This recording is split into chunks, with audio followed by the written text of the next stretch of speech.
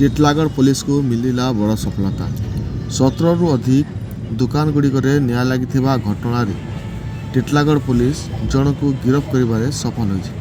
कि हमारे Titlagarh PS case number 211 dated 25/5/2024 under section 436 IPC आम केस रेजिस्ट्रेशन करूँ। During course of investigation Titlagarh police गोटे जन व्यक्ति को आम गिरफ्त कर। से व्यक्ति जनक है राकेश कुमार सन ऑफ श्री फुलचंद एवं घर हूँ हरियाणा रे। इन्वेस्टिगेशन आमर आसी से दिन सका से बुलाबुली करुला बेले बीड़ी पीउथिले एवं नियर आमर पीएस आग को जो साइड लेनटा जाइए से बीड़ी पीकी मेस्टिकटा जो दुकान गुड़ा निया लगी सेपटे फोपाड़ी देते जो द्वारा कि से नियाटा लगी निया लगला से जिते जली से क्या किसी न कहीकि से स्थान से एस्केप कर जाइए। आम गिरफ्त कर कोर्ट चालान कर। Thank you.